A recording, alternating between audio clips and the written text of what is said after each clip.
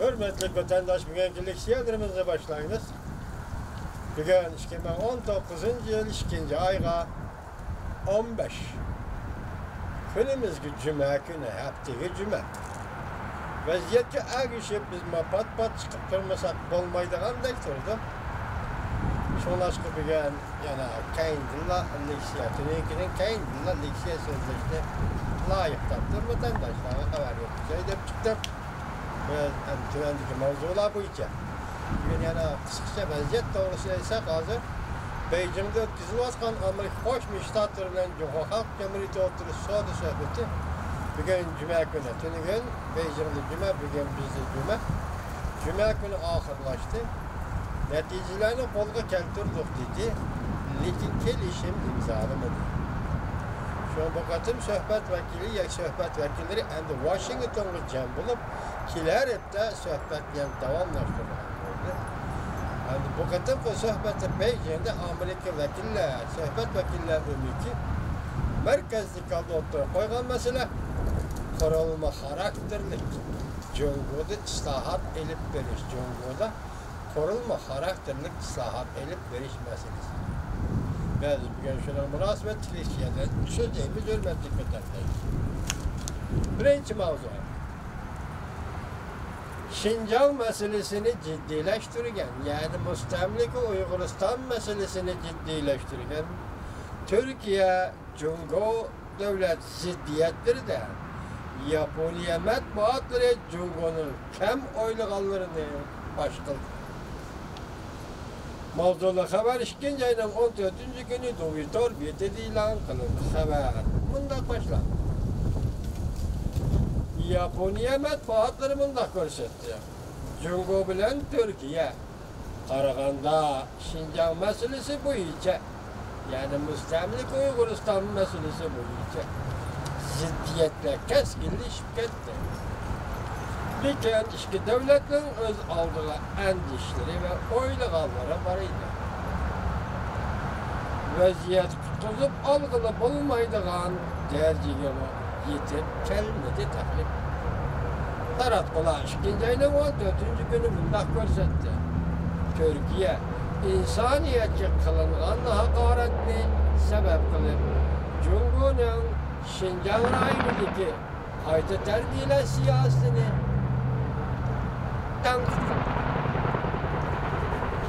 Cumhur taraf bu sepsete de bırakıyor.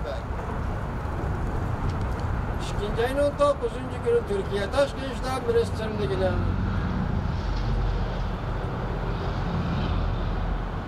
bayanatçısı Ami Aksoy Cumhur'un kaç terbiyeş lagırı ten cezası bir iş kılmışlarını ayıplap kanunsuzlukta görsetken Türkiye Cumhuriyeti'nin Başbakanı Erdoğan 2. ayının 12. günü bir faaliyet sorunu da notu sözlep bundak görset. Türkiye ezilgen milletler için kökrek girip oturgu çıkıdı. Türkiye ezilgen milletler için kökrek girip oturgu çıkıdı. Lekin bazı devletler bizle düşmanlar karavatıdır. Cumhur'un Türkiye duruşluk baş elçihanısının bayanatçısı cevap kaytırıp bundak görset.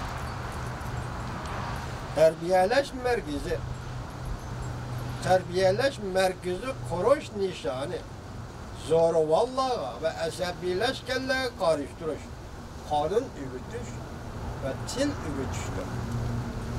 Cumhur Taşkı İşler Ministerliği'nin bayanatçısı Huaçi'nin bundak dedi. Türkiye'nin bu hayat ademini ölgen adem de Cumhur tarafı asassız eğitmişi Cumhur tarafı asassız eğitmişi bunda kılıkla intihai hata ve mesuliyetsizliktir. Cumhur onu karıştırdı dedi.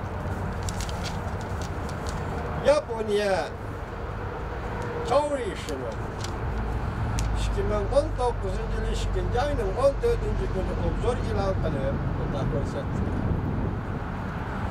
Cumhur ve Türkiye devletleri özara birbirini ayıplaştı. Şamal çıkıvatılı vatandaş kamilen uçur kitemi de ben sıravatına geçirem bunu. Yani bir gel kaç kuruş duruyor ki bunu mu cümbeni geçirir vatandaş? Cumhuriyet Türkiye devletleri öz ara birbirini ayıplaştı. Her iki taraf özlerinin iktisadi münasebetlerini oyluşup başka dünyanın nazar taş dişiden aynı sıravatı. Obzordu bunda görüşsüzdü. Yakından beri Türkiye'de köplügen matbuatla Cumhuriyet'in milletle siyasi doktoru derdi dikkat kılıp geldi. Obzordu bunda görüşsüzdü. Cumhuriyet bir yol bir belbağ siyasi icra kılış jarayonida O'rta Sharq davlati Türkiye bilen ziddiyet işi kelishni xohlamaydi. Ağırlıklı qisqartishni xohlaydi. Cumhuriyet'in alakadar gazetleri boya xalq gazeti Türkiye'ye zo'ravonlik qarishtirishda Cumhuriyet bilan hamkorlashishga va o'tirda o'zaro ishonishga chaqiriq qildi. İki devlet münasebetlerinin nol noktaya düşüp almasligini ümit qildi. Bu noktada mesela Xitoy endi Amerika uchun hech qanday Türkiye NATO'nun a'zosi, Amerika ile ittifoqlash davlatlar deyarlik desa bo'ldi. Endi Xitoy va Türkiye qiziqvat qilib bir Uyg'urlar masalasi, ikkinchisi Türkiye O'rta Sharq davlati Xitoyning O'rta Sharqqa put elishi, kirishi, O'rta Sharqni sinib kirishdan iborat iddiasi Türkiye bilan bo'lgan Xitoy munosabatlarini ehtiyotkorlik bilan tanishib turibdi deydigan yerga kelsak. Bexatarlik manfaatlarga Cumhuriyet mablag' selish, ziyon selishni ansirab yangi mavzu bo'ldi.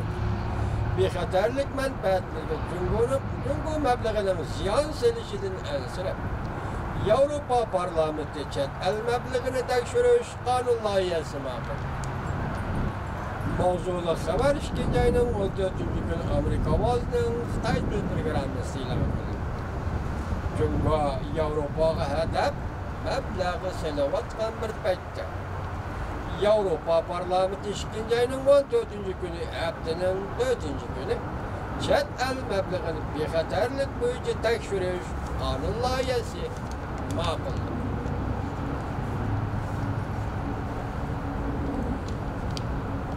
Halkılık fan texnika ve asası kuruluş əsləhələri sahasında Avropa İttifaqı a'zo davlatlarning manfaatini qo'llashni maqsad qildi. Qonun loyihasi garchi Cumhuriyet degan isham tilga elinmagan bo'lsa-mu, biroq qonun loyihaning mazmuni bevosita Cumhuriyetning mablag' selishiga qarshi